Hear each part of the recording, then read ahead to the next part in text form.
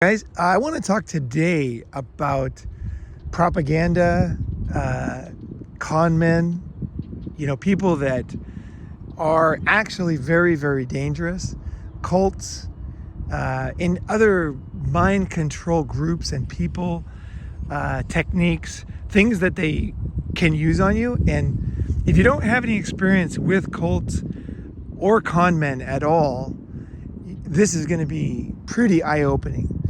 Because the most, I would say the most common trait for people that have never experienced this is to underestimate the threat and to think that everything's going to be okay, right? It's like, it's not going to happen to me. I'm fine. And also, I think people tend to think that everybody is kind of good at heart, So they're okay. They might have the wrong idea. And I think also too, people get confused because they don't know the difference between a con man and a aggressive businessman, or somebody who's like an aggressive salesman, or somebody who's, like a serial entrepreneur. These are absolutely different people, absolutely nothing in common. But if you don't know, you might see the similarities on the surface because they might both be raising money. They might both be aggressive. You know what I mean? There's things that you would think, yeah, they're kind of the same, right? Everybody wants to make a buck, blah, blah, blah, blah, blah. And this is what puts you at risk, actually, of either you being conned or you allowing them into your life where they con your friends, which is usually pretty common. Like they might not be targeting you. You say, I don't have any money. Why would they target me, right? They might target you for many reasons. They might target you because you're handsome, and that having a handsome guy with them lends credibility. You might look good in a suit, right? Those kind of guys, they thrive on these they put on this air of things are going great. And you see them on Instagram, right? These guys that are always next to Ferraris and Lamborghinis. And it's always like this kind of thing. Here, come a little closer, guys, so I don't have to look back. So, I'm not going to move, so yeah, it's fine. And also there are old school, con men has nothing to do with Instagram, nothing to do with social media. These type of people are as old as probably humans themselves. They're from back in the wagon wheel days, and they share the same characteristics. It's just they use new technologies to reach people. And the scams that they operate are usually kind of similar. So I actually, believe it or not, know a lot about cults and con men. And I've been targeted maybe because I'm always like con men for one thing, and cults, they target people who they think, well, of course have something to offer them, but also they think are not being protected by others. Right. So someone like me who's always independent seems like easy pickings for them, right? Because I'm out in Tokyo, no family there, I don't have any friends. I got friends, but they move quickly. I don't have that. When you're in a small town like, Birmingham, Alabama or something, everybody knows everybody. If there's a con man, it quickly gets found out and everybody's like, hey, avoid that guy, right? Whereas in the international scene, it's different. There's bigger con men actually in the international scene, and they're working on big deals. And I have definitely 100% come across these guys. The very first con men I came across was interesting. So I was at an AA meeting, and there was a guy there who was homeless, a British guy, and he was covered in like welts, and he had gout really bad. So gout is when you kind of walk like a fucking skeleton. You're like all stiff and like a robot. And, you just had to feel sorry for the guy. He's covered in bites, and he's like, I'm homeless. Now, he wasn't really homeless. I think he spent the night in the park one night, So these guys are always some angle. Like, I thought he was homeless at first. And then, one night in the park is not homeless. Beware fake homeless people. There's always these people now, and their pitch is, I was homeless, and I got out of homelessness. And I hate to say this, but you got to find out more details about these guys. What did they, once you ask a few questions, it usually, in the beginning, before you fall into it, you can usually uncover it. And once you know the kind of things to look for and things to ask and things to to be aware of, you'll be able to suss them out much easier than before. But this guy, okay, I'll just tell you the story of this guy. So he was in the park, and I went to the meeting, and people always say give money to homeless people. You got to support the least, the most at risk people. And men, we are by nature want to help the weak. That's what we do. We protect women and children. That's our traditional role. It's what we've always done, and we like to do it. We enjoy that role. And so when somebody comes along and they're like an adult, but they seem weak and stuff, we kind of like, it's kind of like a soft spot, right? We're kind of like, yeah, I kind of want to help him, poor guy, got fucked over, and there's always some story, right? So you're kind of like, whatever.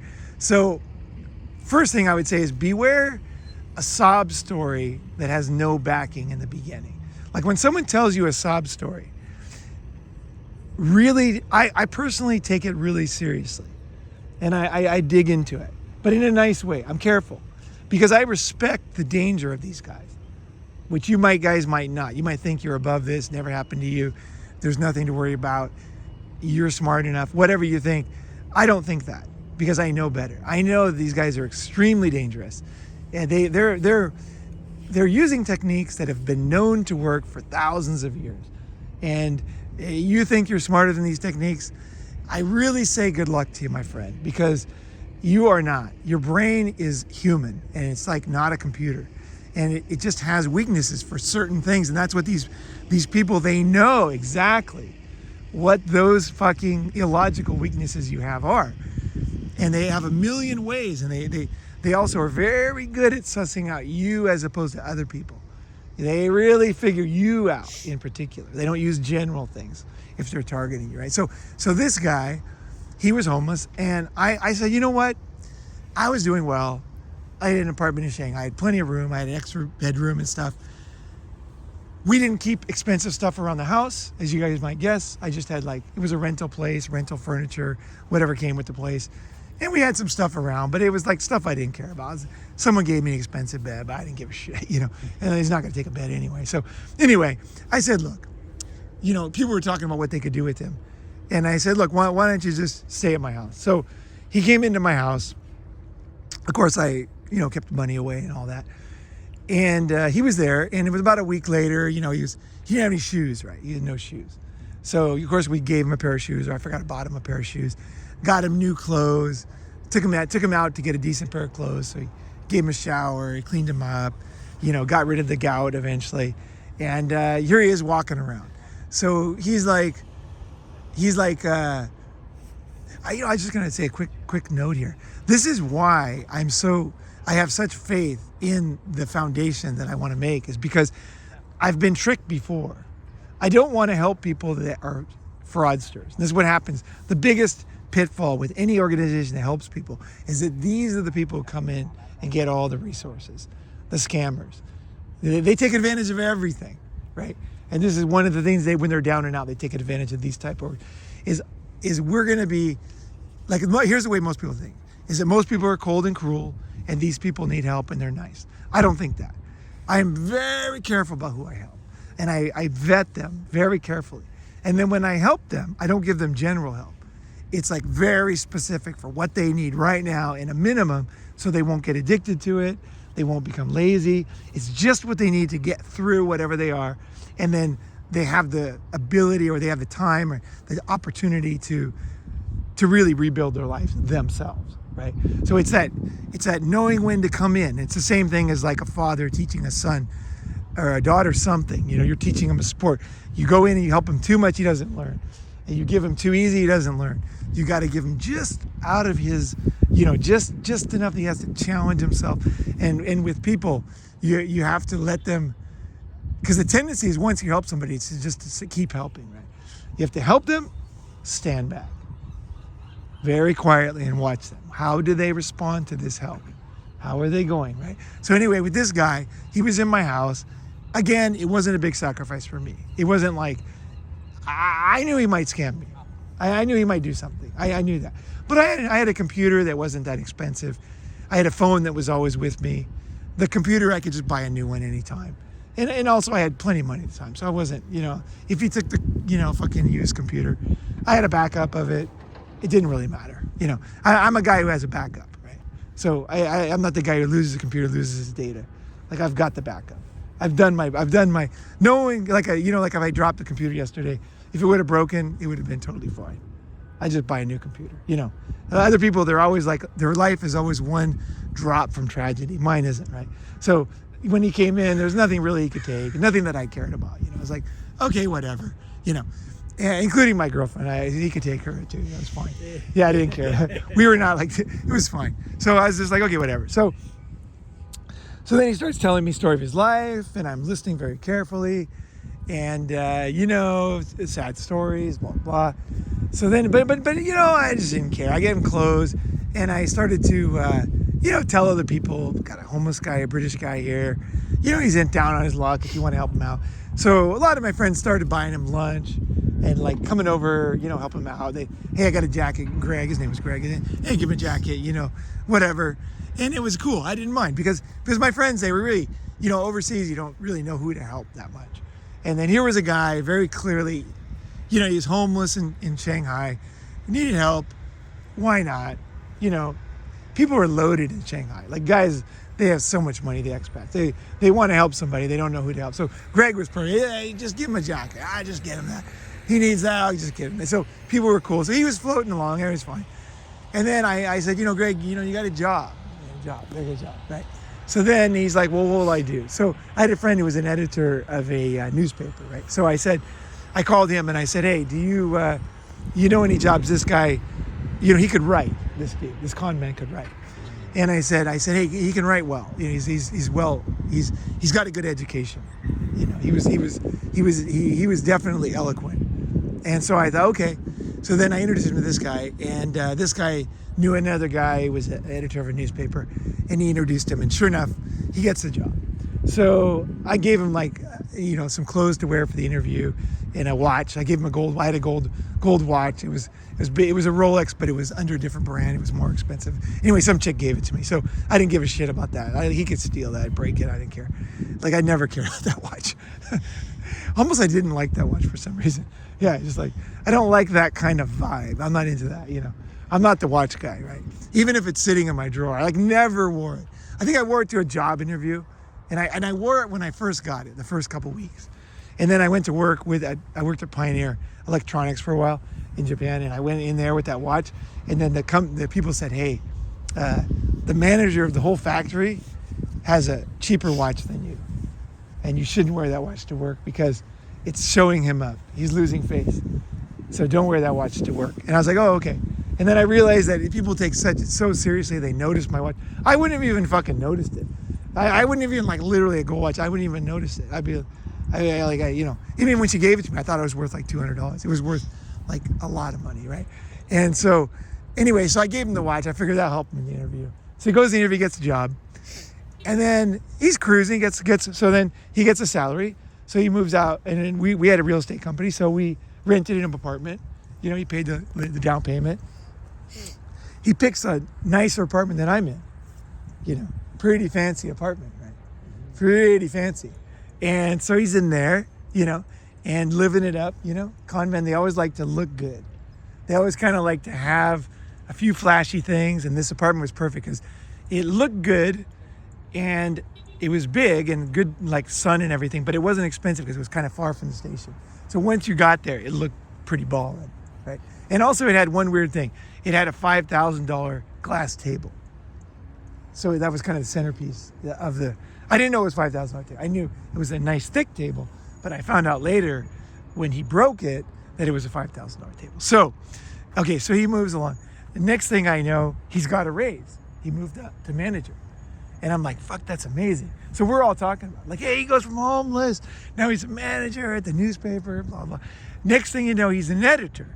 And that means he took the job of the guy that helped us out giving him a job. So he was a real shark at the company. So the guy who helped him out now is out of a job. Okay, and so now, it's obvious this guy's to me, I was kind of watching him almost like a study, because now it's like watching a rat in a cage at this point. Once I kind of sensed what he was doing, there was no stopping the guy. And I was going to watch this guy, what he was going to do.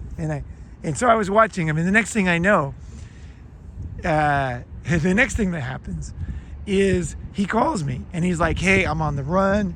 You know, I've got, you know, some Chinese mafia guys after me, and some government guys, and some other guys, some foreign guys. And I'm like, okay, what happened? And then, so what happened was he became the editor, and then he started like using the expense account, and like he bankrupted the whole newspaper. Okay. And so then, now he owed us rent for like several months, which wasn't cheap, you know? And so then he owed us rent. And so then I'm like, fuck, I'm going to get this rent somehow, right? And he also, we went in and the table was broken, and we didn't know, but it was a $5,000 table. So we're like, okay, he owes us rent and he broke the table. So I was like, fuck, we got to get this money somehow, right? Because this wouldn't have bankrupted my company, but at the time, was early in my company. That was a big hit for a Chinese company. Big hit, $10,000 basically. That's a big hit for a Chinese company, right? So I was like, this isn't gonna happen to me. So I said, okay, I called a friend of mine, and he was a real martial arts guy, like the real deal. He would never hurt anybody unless he absolutely had to, right? He was the kind of guy, he would just get you in a thing, and then you'd be like, you know, and then he'd let you go, right? He just knew how to he was like one of those guys in the movies who just knew exactly what to do. He's always in control. The guy was really rich, and he had huge factory. He sold fabric to Nike. Like, he made a special fabric. His factory was so big that he said in 1 year he could make enough fabric to cover the country of Mongolia. Like, that's how big his company was. So this guy, and he was also badass. So I told my friends, I said, we got to go break into the apartment and see if there's anything valuable there. Totally illegal. So we're like, we're going to break in. We're going to find out if there's any money in there to pay the rent and to pay for that. So none of my friends would go. They're all pussies. So this guy, who had the most to lose, was the one guy. He's like, I'll go. And I'm like, fuck yeah, you're down. Let's go. So we knew that the mafia was after him. Man, this sounds crazy. Even if you lived in China, you might actually know who this guy is. But if you lived in China, you might think this story's not true. Believe it or not, the whole fucking story is exactly the way it happened. Exactly. Okay, so it's a crazy story. So he fucked with the wrong people, right? So we had to break into his apartment. And so without anybody seeing us, 'cause we didn't know who was watching him, right? So me and this guy, it's like a Friday night. Went to the Friday meeting, I remember. And then me and him went, and then we're looking outside the building, and we're looking for people. They would be hiding in cars, you know, because we really didn't want to get whatever could happen to him to happen to us, right? So we looked around, didn't seem like anybody was there. So we decided we're not going to take the elevator because there's a camera. So we took the back door to the stairs, we quietly, like slinked up the stairs. We got to the door, Jimmy the door, and then my friend, he was the martial arts guy, so he said, I'll go in first. So he comes in first, like ready, you know, he's got his move, he's like all ready to fuck him up, right? And he looks around, nobody's there. So I go the other way, and then we just start scouring the place, right? And we're looking for money, right, to pay the rent, and can't find anything. And my friend is kind of a normal guy, right? And so he's not, he doesn't have a criminal mind. I do. So I was like, I'm going to find whatever money. It's going to be in here somewhere, right? It's going to be in here. So we're looking around the apartment, and my friend was like, he's like, dude, there's nothing here. We looked everywhere. And then I look on top of the refrigerator, and there's an old newspaper. I go, it's in there. I grab the newspaper, 10 grand. Fucking 10 fresh grand. In the newspaper, rolled up on top of the fridge. And I'm like, fuck yeah! So I fucking take it straight to my business partner. We buy the table, we pay the rent. It covered everything perfectly. It was just right. We didn't, it was just right. We covered his bills. We got it done. We did not get scammed, so it worked out perfect. So then he basically disappears from Shanghai. Oh yeah, here's the other thing. So while I'm looking around his fucking apartment, I find all these medical bills from Hong Kong. I'm like, what the fuck is all this shit? So what it was is he had a dirty doctor in Hong Kong, and so he had good insurance with this newspaper. So he'd go down there and have like a stroke or heart surgery or whatever, and the doctor would just not do anything, but they would split the money. So he had a dirty doctor that would say he did a surgery, and then they would get like 10 grand each or whatever. So he was like raking in cash from this medical scam, and he had all these surgeries that were like, you can't cover these surgeries up. If you have this surgery, you're gonna have staples all over the place, and he didn't, right? And so, so it was like hilarious. And plus I met him in A, and there was like booze bottles everywhere. And I was like, and he had never told anybody, of course. That was just an incidental. But for me as an A, that's funny. It's like, yeah, like, of course, right, of course. So anyway, so then,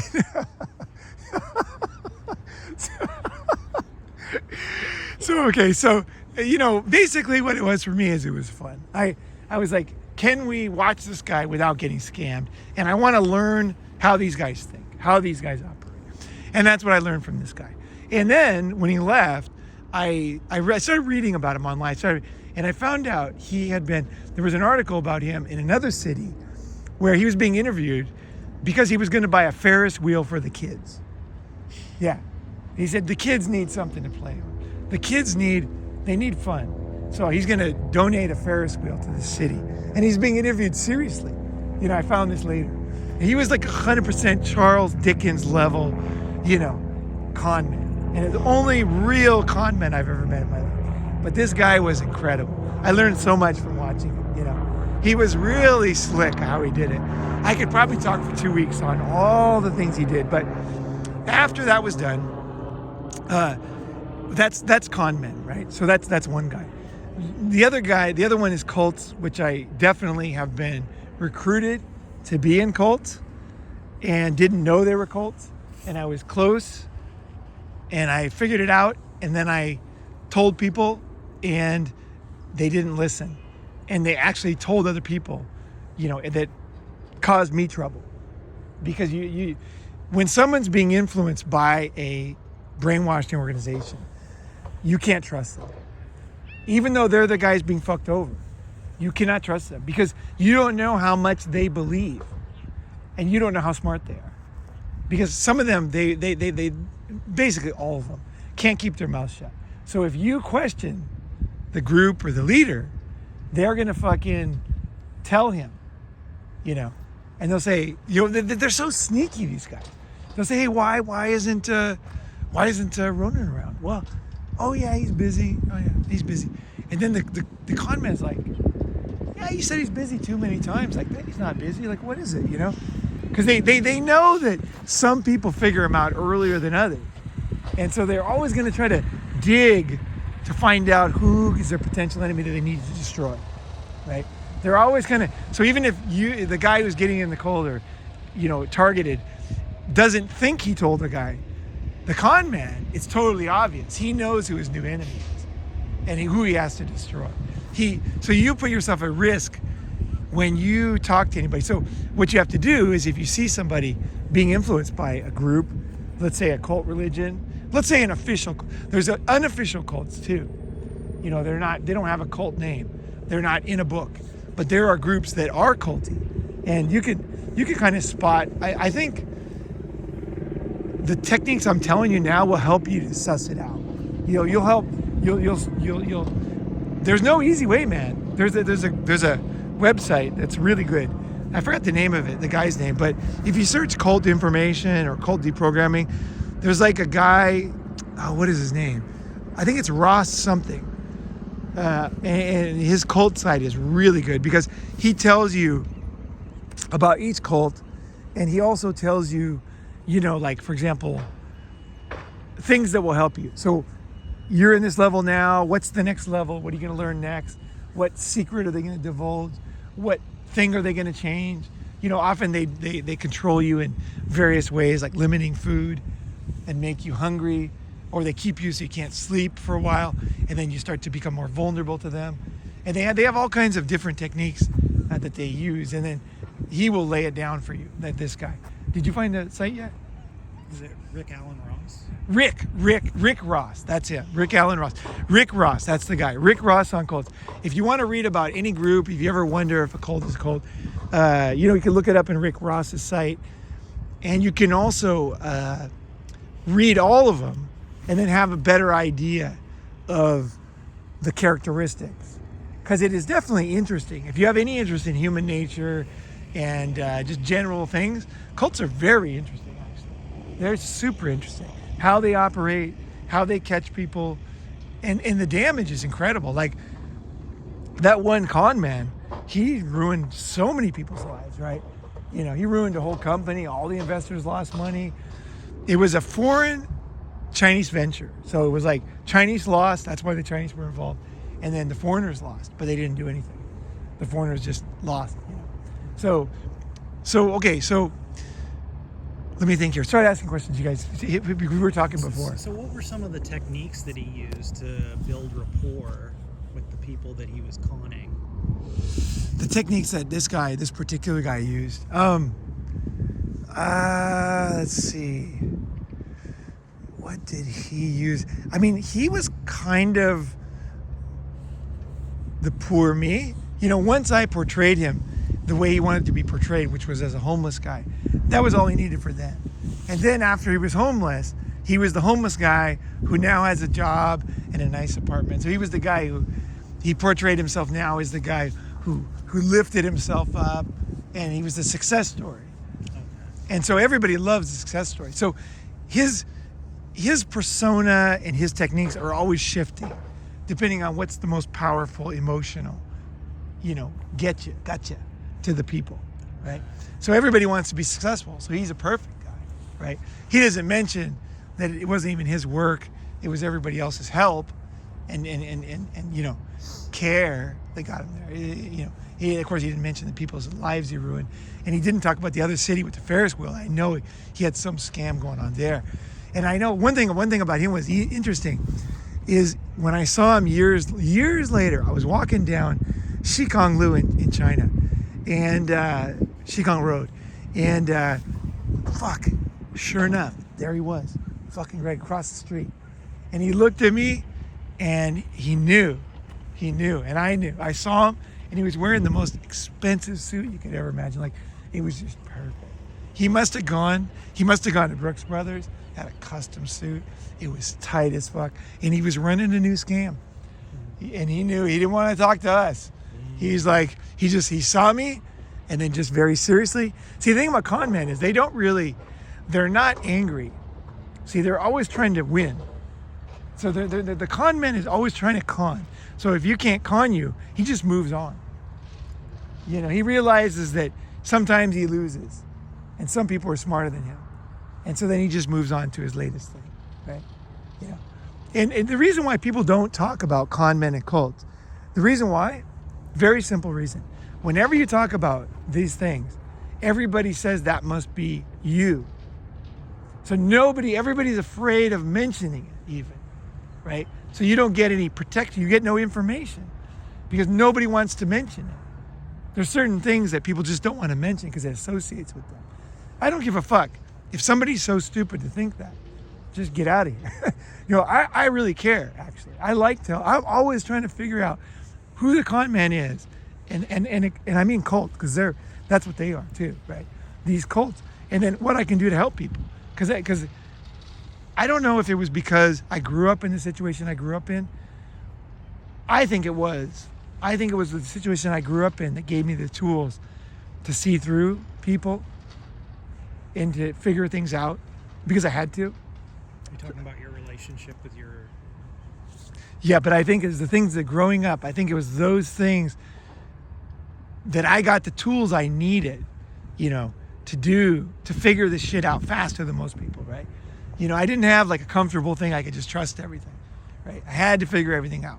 I had to be sure, and I paid the price when I didn't know, So it's like, so that's why I'm interested in them too, right? And if I wanted to, of course I could do that, but it's like, this is the most evil fucking thing you could ever imagine. These are people, they're just viruses, they need somebody. It's like, what is a good detective? What is a good cop? A good cop mind is very similar to a criminal, right? You don't want a white-collar dude who knows nothing, is naive, trying to hunt down a very clever drug lord. He's never going to catch him. You need somebody who definitely has an understanding of what the fuck is going on. So don't be afraid. Just don't be, I tell you, it's a knee-jerk thing. It's a where there's smoke, there's fire, guys. And these are the same guys who immediately say, MGTOW guys or this and that, because it's where there's smoke, there's fire. They never get past that emotional reaction they have. You might have an emotional reaction to hearing these words, right? But I'm telling you, it's in your benefit to study and understand the dark side. You will be better off. And often they're not targeting you, but they're targeting your friends. So they'll target you because you're a leader. They'll target you because you look good. They'll target you because you have a job, that good job that gives you credibility. So, when you come to the meeting with a McKinsey or a Boston Consulting card or, you know what I mean? Then people are all of a sudden, oh, this group must be really smart, right? Or this guy must be really smart because he has a McKinsey guy, with him. Like fucking McKinsey guys are super expensive, right? So this guy must have money. He reads into it, right? Actually, the guy's volunteering to help him.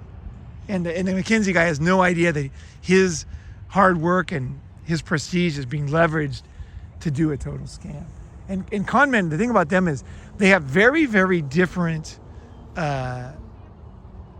personalities that you'll never see if you just see them in one time. They have junkyard dog side. They got every side, right? Don't be afraid of delving into the world of things. Don't trust your emotional response. Go in there, figure things out. Life, it's that fear of going in there is what causes you to be uneducated about things. You know what I mean? Because you're like, anybody who talks about this, anybody who looks at this, there must be a reason, or you know what I mean? It's like, no, man, these are dangerous things, especially if you want to be free. If you want to be free, you really got to know these things, because some families are like cults. They actually operate just like a cult, And so once you understand the dynamics, you can not get sucked into them, right? And also, for me, I enjoy being a very dangerous man to these guys. That's why I wanted to make sure we got paid, because I'm like, fuck this guy. I know who this guy is, and he's not gonna fucking get me. I'm teaching this motherfucker a lesson. It's like, I'm not gonna see. I wasn't gonna do anything that I would feel bad about.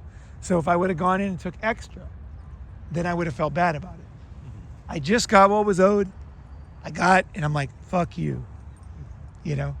Snake eyes on me, asshole. Snake eyes, motherfucker. That's what I want you guys to be in the end. It's just snake eyes with you, because you're just too smart. You're thinking about it. You're researching. You know what's up, because this is one of the things that can take you down. Especially, you look at every cult. You look at like Shinrikyo in Japan, the one that gassed the subway, right? Those guys, they only targeted very, very smart students, elite Tokyo University, Waseda University, top level Japanese, chemistry students, nuclear science, everything. I mean, nuclear science for real. They were trying to make a nuclear bomb. They were manufacturing weapons. They made sarin gas. They were trying to make all kinds of gas. And so they had smart guys, so it was easy to do. It's like Tesla. You get the best engineers, you can kind of win any game, right? That's what they did. But they were a cult, right? So you say, well, how could these smart guys do it? It's like, once you understand the human mind, like, I think these smart guys are actually the easiest guys to get in, because they somehow, I don't know what it is. Maybe it's overconfidence or something. It might be overconfidence. It's like, it could never happen to me. And also, they have some weakness. You always feel sorry for them. It's like, you know what I mean? They might be really short, have a limp, can't fucking communicate, just weird. There's always something weird about them. Socially inept. And you're like, this guy is totally fucking harmless. Like, what could he do to me? I could kick this guy's ass, smarter than him, this and that and this and that. And again, that gives you that confidence. It's like, you don't want to have, man, it's good to have confidence, but not when it comes to mind control techniques. You don't want to have confidence. You want to be wary. But at the same time, here's the thing, guys, is a lot of cool things look like this. So that's why you want to know the difference and be able to poke holes. So you can poke holes. Sometimes you can't tell right away. You got to poke holes. You got to figure out what's going on. And then you can suss out what's actually happening, right? Because what happens is people do is, oh, then I'll never join a group. Then I'll never do this. Then I'll never do that. That guy's a scammer. That guy's, you end up lonely, right? It's like when you go to war, right? And you're coming through a village, there's friendly people and there's other people, soldiers. And your job is to go through in a microsecond, decide who's who, and make a life and death decision on that guy. And that is really a good metaphor for life. Don't run off away from it. Go into it and trust yourself and educate yourself so that you can go in and you're like, wow, old lady, not doing anything, cleaning clothes. You know, old lady with a bomb, you know, you got to know the difference, right? You know, so like, just because she's old lady, doesn't mean she have a bomb in her basket, right? You know, or a hand grenade, you know. So that's the other thing too, is as you get, I guess, trust yourself more and get more educated, you'll be able to suss out, because a lot of cults, con men, they don't look like that. They don't seem like that, you know. And so that's the problem. I mean, like, they play on these things that you think, you know, and they portray, you know, they're definitely going to be, they could be, you know, just a very kindly older guy from another country and just seems totally, you know, and then they could definitely be that kind of guy. Often they are, because they can't get a regular job, so they got to con, right? They got to con, right? So keep asking some more questions. I want to give more tools, but I can't think of anything right now. Cults are a little different, but they're similar in the sense that they're trying to use techniques on you to actually use you up and throw you out. Really, they're a huge waste of time. If nothing else, con men and cults are a huge waste of time. Like, if you value your time at all, you really don't want to get sucked into a real cult, you know, because it's like, just, it's a major time suck, major fucking waste of time. And I mean like 10 years, you know, where you lose your 20s. Yeah, you like lose your 20s and you never get them back. And, you know, cult members often, they're so fucked up afterwards that they really are never the same, you know. And also, if you have children in a cult, those kids, they're fucked, because ever since they're born, they're little kids, you know, the leader's God, and they're being told these things, you know, and they believe it, and that's part of their, and they never really kind of, I guess one of the things to understand, here's one thing to understand, is that, how do I explain this? I mean, I've said it before, but I don't know if the point's getting across, but propaganda is another similar thing. It's mind control, right? So I lived in China, I studied Chinese. In order to do that, I had to watch Chinese media. I had to read Chinese stuff. I had to engage in discussions with people that were repeating things that were in the newspaper, in the media, right? And then and I had to live there. And because of that, you know, the Chinese Communist Party has a very effective, I would say the most effective propaganda campaign that man has ever created going on. Very powerful, right? And very dangerous. And I know that because of my experience with cults and propaganda, con men, I know that I am influenced by the Chinese Communist Party at some level. Like, at a small level, some issue, they've got my mind thinking that's okay, or, you know what I mean? Because I know I was there long enough and I listened to enough Chinese that it's designed to get past your defenses, you know, and it gets into your mind. So, but at the same time, I don't panic, because it's a few ideas. I don't remember which ones they are. I don't know, but I know that I'm a weak human being with a regular human mind, and that propaganda works. See, I'm not one of these guys, oh, it wouldn't affect me because I know this thing. Because this thing is, you know, but it's so fucked up, you guys. It's like, one thing is like, you can know that something is propaganda or not true, So if you ask somebody who's brainwashed about something that's very controversial, right? They'll say, yeah, that's not true, right? But in their heart of hearts, they still believe it.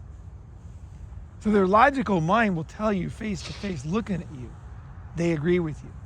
They understand. It didn't happen. It's not true. But they still believe it. So like, the example, I don't have very good examples for this, but imagine that you suddenly discovered somebody you love is totally different than what you thought. Like, let's say you found out that your mom was a hired assassin, and she was not just a mother, she was out, taking out good people. She was an assassin for some terrible organization, right? And after she dies, you find this out. Now, you will have an emotional reaction to your mom. And you logically know, now it's like that movie Blacklist, the TV, the Netflix. You know now that her real identity she wasn't who she said she was. But you will never be able to be the same as somebody else like me, who doesn't know your mom, and I read about her in the newspaper, I'm like, scary, dangerous. Because you'll always be like, well, she was okay. She was nice to me. I remember that time. It's your heart and your mind don't connect on these things, right? So if it was your mom, it would be that way. And that's kind of a best example I can make of how you can logically know something and still not know it. See, we think that once we hear it, we know it. But that's not how propaganda works. You can find out it's all not true, and you're like, I don't believe it's true. And then like a few months later, you backtrack and you totally believe it again. Or you don't have the hard line you would have that would be effective in combating this thing, because you just somehow give it a little break because of this emotional connection, right? So there's a lot of things like that. Like propaganda, it's diabolical, it's effective, and you have to be very careful about what you let into your mind. And I think with propaganda, it's just amazing. It's just amazing. Like if you talk to people who live in a state that is the media's control, here's the other thing. Everybody's going to be thinking right now, that's U.S. The media, so-and-so is controlling the media here, and this is exactly the same. And I cannot tell you how wrong you are. It's like saying, I scraped my knee and some other guy fell into a meat grinder. It's like, I know you think that, but it's just because you don't know how evil other things are. So you think things have changed? A big company controls the media. A big company is just, they're not strategic. They don't have control of all the news. They don't have control. Can't put people in prison. They can't kill people. They can just buy off a politician for some law or some shit. Very short term, very surface level. When a government that is totalitarian has control of the media and the companies and the government people and the newspapers and this and that and the prisons and this, the level of ability to shape your mind, it becomes way beyond what you could think. Like, I'll give you an example that I figured out. Never heard this, you guys. You guys are gonna hear this for the very first time. No matter, even if you live in China.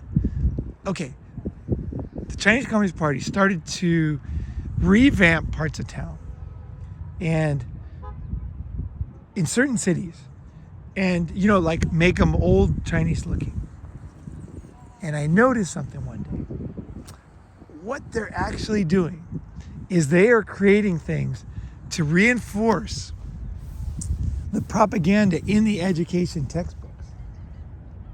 So you study in school, you now believe, or you kind of heard this story that this happened and this kind of dynamic was going on. And then you physically go and you see it. There's the building they were talking about. It must be real. I learned about it. And now I'm going to a history place because we're looking over historical. This used to be a U.S. military base, by the way. They have Fort Mason. Yeah. And so, you see this and you're like, there's an old military base,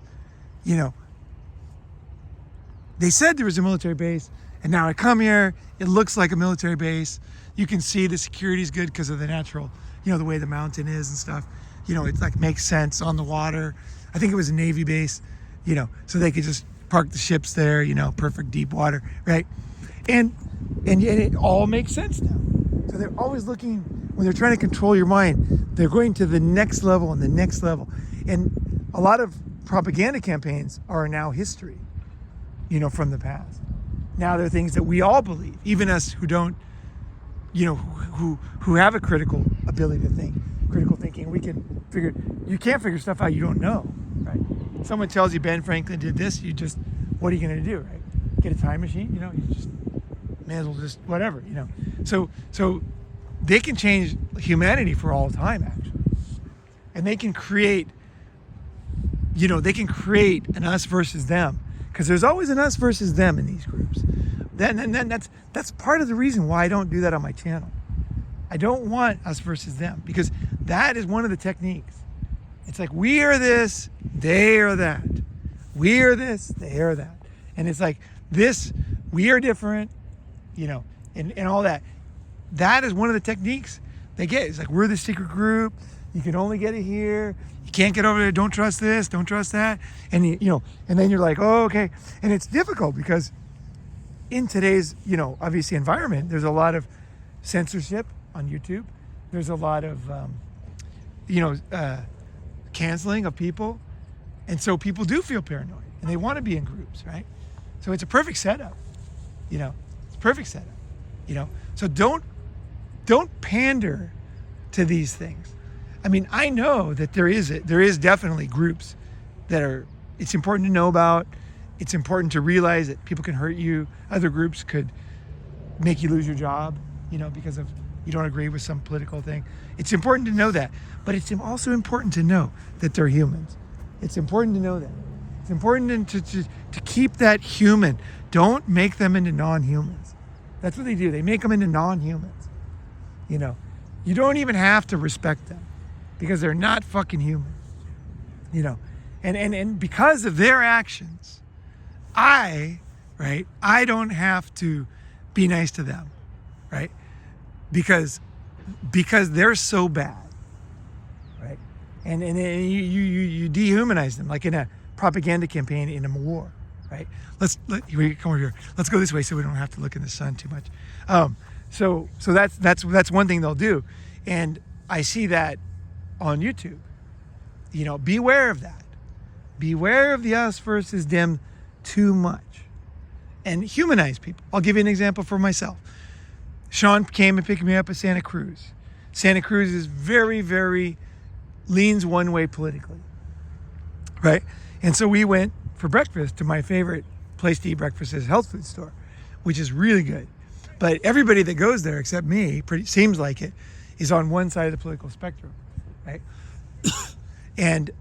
But I really like the food there, and I really appreciate the food there, and I appreciate all those people working there that have different beliefs than me, that are working really hard to make sure that there's really good food for me to eat. And also, when I go there, I always notice that they're the healthiest looking people in Santa Cruz. Nobody's obese, nobody's in a wheelchair, no electric cars in there. People are spry, older, but healthy. Come up here, Sean. I'm still looking back. I don't want to look back. Yeah, there you go. So that I was sitting there and I just breathed it in. I told Sean, look at these people. Look at this thing. This was all made by people that are totally different than us politically. But don't you appreciate this food? Don't you appreciate this? They had a nice little table outside you can eat. And I really appreciate. I appreciate organic, heirloom mushroom. Tomato, and all the things we're eating are so good. They didn't have my favorite. It's not yogurt, but it's a type of oatmeal yogurt thing that's really good. But they had all this other. We ate all this good food, and I just thought, you know what? I like a lot of things about the way these people live. You know what I mean? I do. And I like the Communist Party in China. The Communist Party does a lot of things right. They're very good at planning. And sometimes that really helps. It's really logical. They'll just say, hey, this city needs ports, it needs bridges, it needs fucking railroads, and they'll just put them in. And then next thing you know, the city's like 10 times better, and anybody who would have been complaining about before is now rich and happy, right? And they're able to do that, and I like that, right? I always appreciate the things that the opposite of me, the opposite people, do, because that's how you stay human, and that's also how you stay balanced, is that you do see something good. You're not looking for it, but what I'm saying is they're doing something good, right? Mm-hmm. And you just have to notice it and appreciate it and realize they're doing something good. It doesn't ruin your narrative. It doesn't, because you're not creating narrative. You're just trying to figure things out, right? And one of the problems with a lot of channels is that because they don't do that, it gets more and more one way, and then you can't ever look at the good side of the other side, right? And then you just become permanently like that, and everybody, it doesn't lead to good things. It doesn't lead to good things. You have to remember, I appreciate the good things the Communist Party did. I'm glad the place isn't still like it was when I first went there. It's really come out of a lot of poverty. Happy about that. I'm happy about the infrastructure. And there's a lot of things that I'm very wary of and scared of and terrified of, right? And I also, I can keep all those in my mind at the same time. And I can remember back to the great times I had in China, right? And also I can remember, like, a lot of good women have helped me along the way. Many, many good women have helped me do different things, and whether they were girlfriends or, family members or just random people, someone I met at an AA meeting or something, definitely people have done nice things for me. No question about it, And who knows, they might have saved my life even, And that's something to not forget, is I appreciate these other people.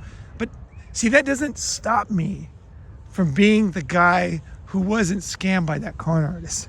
It actually helps me, because by appreciating and by seeing things clearly, it actually makes you more badass, because you see more clearly evil, right? Because you're not kidding yourself, and your mind is not clouded with confusion. You just see things the way they are, and then you're like, okay, this is a complicated situation. Let me figure this out. What's going on here? And you can, you know what I mean? And your own mind is the reason why you don't figure things out, because you feel guilty. You know that you're kind of covering up something. You're not admitting something, right? And I think a lot of guys are MGTOW guys. One of the first things I said when I met Miggy, and I think it was the first time the two MGTOW guys ever met in history, because nobody met until then. It was just YouTube. And I said to Miggy, let's meet up. And he was really worried. And I was worried too. This is a long time ago. It was a different world back then. And we met, and the first thing he did is he was just kind of talking like his channel, like big, women this, women that. And I said, well, don't you have a mom? Did your mom never do something for you? And he basically started crying. He was like, she had done something very big for him, actually. Very, not dynamic, a thing that didn't happen to you, because you weren't born where he was born.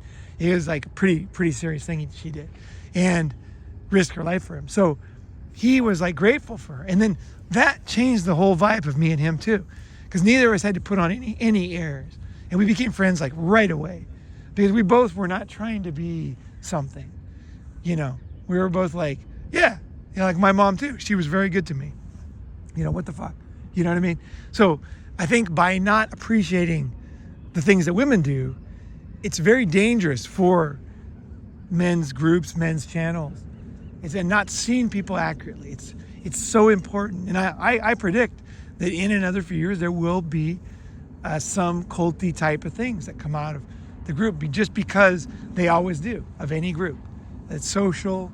There's always going to be somebody who's going to take advantage of those dynamics, right? So be very careful. Be very careful. And it could be any, I think some corporations are like cults. Probably Theranos. That just, Elizabeth Holmes is going down 4 counts of fraud because of a culture that was like that. Everybody knew that was in the center of the company that the blood machines of one drip, they couldn't test for all the diseases one drip of blood. It wasn't physically possible. But they they would send them out to other labs, right? And they would have to get real blood samples, but it was like this, everybody just kind of supported everybody else. So that's the other thing, is don't be where you're supporting lies within your own group. Be the guy who's like, no, that's not true. And people that are weak will tend to think you're a traitor, right? And that's okay. They can think I'm a traitor. But actually, I'm the opposite. Because I'm the guy who can keep things real. I'm the guy who wants to do that. I want anybody who's listening to be rational, to work in your own best interest, to make the smartest decision, to have your mind clear, to not be influenced by things that will influence you. And one of the things I do is when TV commercials come on, I mute them, because I found that the visual doesn't affect me emotionally as much as the audio. So I'll be watching a game or something, and then I'll just hit the mute. And then I found that they don't have the same emotional impact. Even though I'm looking at the commercial, usually I don't, but if I look at it, it doesn't affect me. So there's little things you can do to live a normal life and then not be influenced by propaganda and influence techniques, right? The audio is a big, powerful thing. I had a girl, I was playing a porn for her, and she's like, don't play porn. And I just turned down the audio. And then we had the visual. And then she was all of a sudden okay with it. I tested this out. And it was like really wild. She was like vehemently against playing it. She's like, no way. Because the reason why is it was affecting her really strongly. She didn't like being influenced by it. And so I was like, okay. So I turned the volume down. And then she was actually watching it, And I didn't say anything. I just she watched it. We had great sex. And then the second time, I turned the volume up a little bit. The second time that I did it. And she was okay with that. And then finally, she didn't give a shit. She was totally fine with it, right? So she was happy with what we were doing. In the beginning, she wasn't sure, right? Once you're feeling sensual, you really don't care. Like when you're about to blow your wad, someone could hit you in the face with a 2x4. You don't even care. You're like, yeah, whatever. You're like, I'm almost done. And then that's the way the body's designed, because you're designed to impregnate her. So this is not just some joke. It's serious. Your pain receptors turn off. They must, because I know for sure I've had the most painful things happen in the middle of sex before, and I'm totally fine with it. But after sex, I'm very sensitive, about anything. But in the middle, I'm kind of like, whatever. Some chick was bouncing on me, and she bent my dick in half and almost broke it. You can break a dick. Yeah. And it was like, the pain was the most unbelievable pain I've ever felt. It was so incredible. But I still finished. I fucking kept going and fucking came, and everything was fine. But it was incredibly painful. And I think it was so hard she bent it that I was just this close to fucking breaking my dick and having a permanently bent dick. That's what happens. It's pretty serious. It's not a joke. You be careful. If a girl's on top of you, just kind of keep your hands on her hips, keep her in, because sometimes they get so into it that they don't, or they might not be so athletic with such a control, and so they kind of hop around too much. So you kind of help them out, make them feel more athletic, make them feel good, and they want to feel good, right? So, but that's the thing, is like when I was in that, like the pain receptor was off. So yeah, so that's just kind of a side note there. But I would say with this stuff is, for myself, I read Rick Ross's site. Every group that I had ever heard of, I read about them. I saw how they influence. I got quite fascinated with it for about a couple months. This is many years ago, probably 20 years ago. And I just read it, and it helped me. So I hope this is helpful for you. You guys have any questions? Anything? Did I skip over something, or is there something? I don't think so.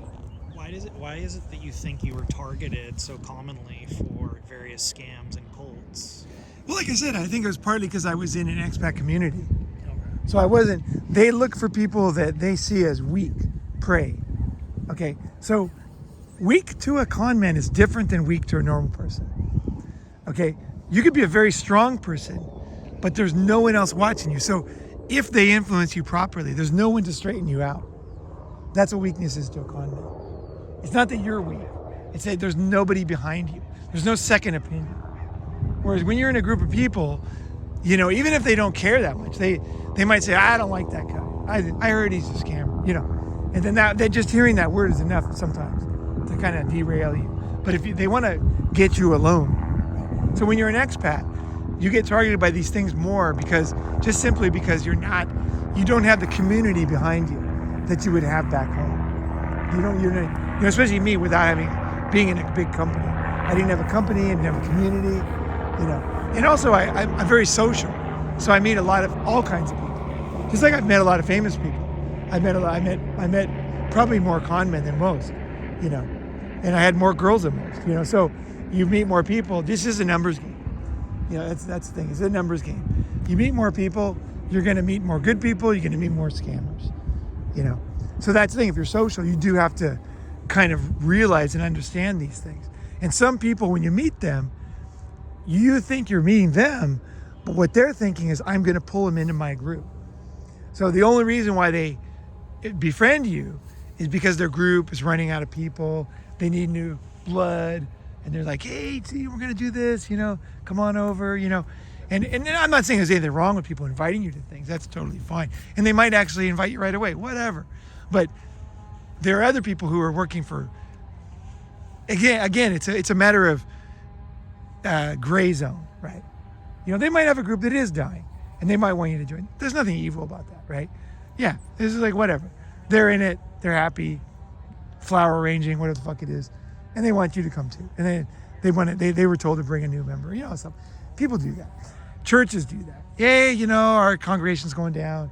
You know, tell your friends if you haven't been to church lately, you know, so and so, I haven't seen them around, you know. And they have their techniques for kind of bolstering the membership.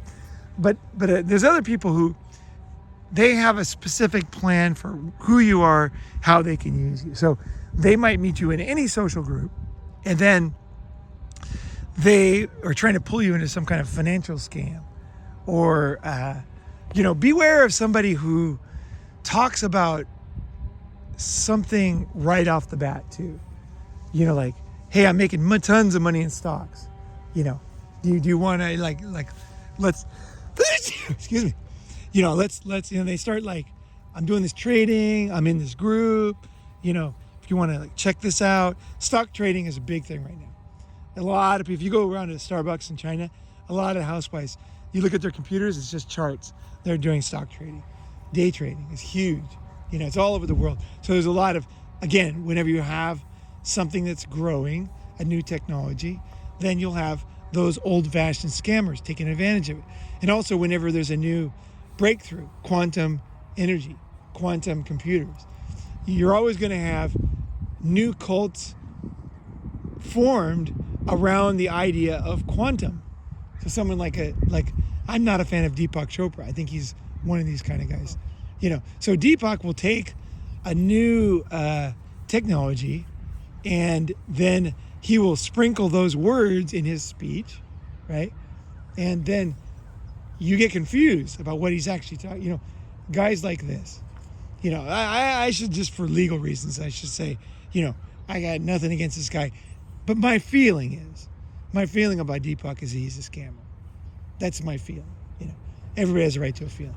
I just feel like I listen to him talking about quantum this, you know, anytime they're talking about a new technology you don't understand and then they're using it to bull you or confuse you, beware. Because like if you meet somebody who's like, let's say they're working for a company that's actually doing something like Raytheon, you know, and they start telling you about confusing technology, they're just trying to tell you about a confusing technology. There's nothing behind it. But there's other people who, they have no fucking background in this.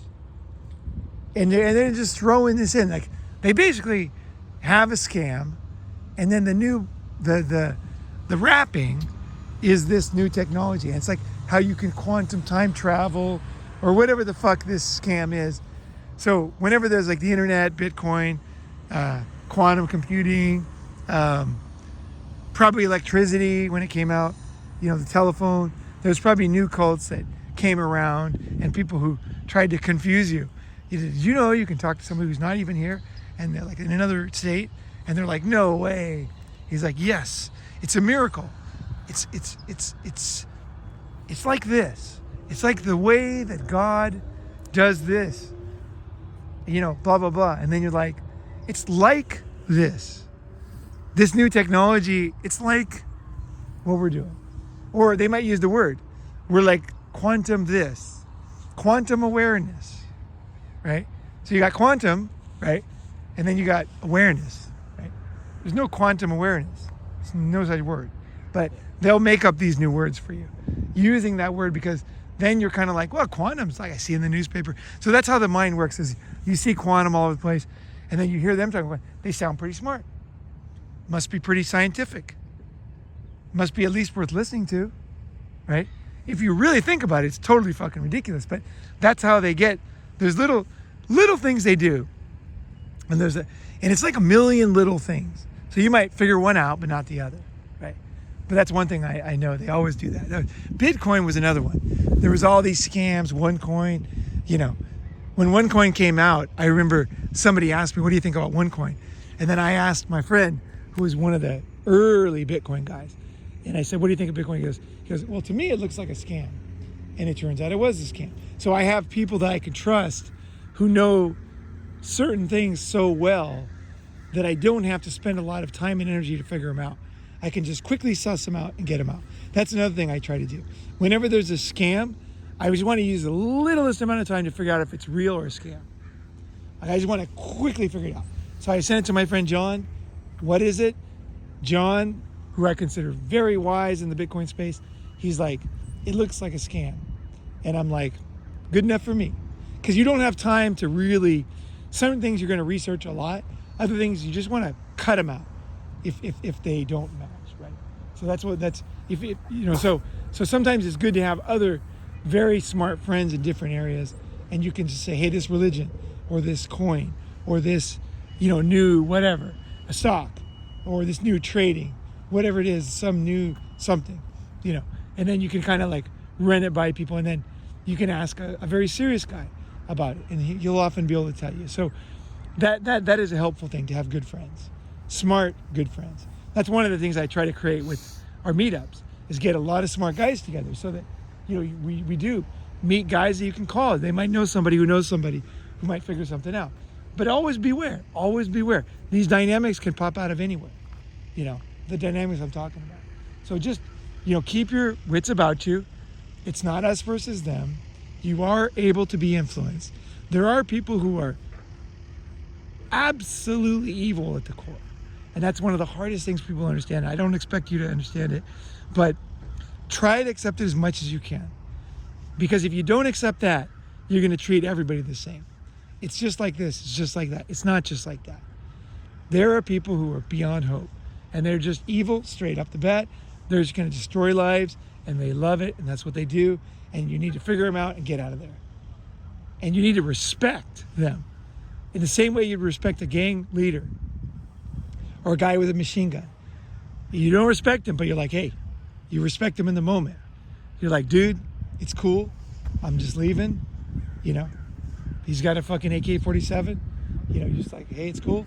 You know, you get the fuck out of there, right? Give him respect. Like these con men, it's almost that level. They're dangerous for you. They're dangerous for your friends. They'll pull your friends in. They'll tear your family apart.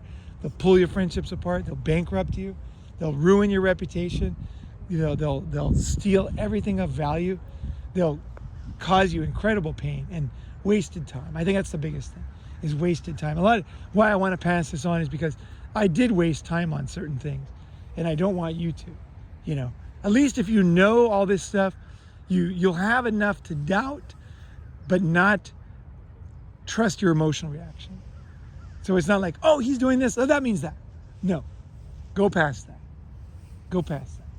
You know, that's very important. Very, very important, right?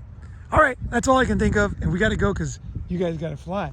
You got to fly, you got to drive, so we better get the hell out of here. So are we going to walk back? Do we got time to walk back? Are we going to have to Uber? It is 11 o'clock. Oh, no, we got to Uber, right?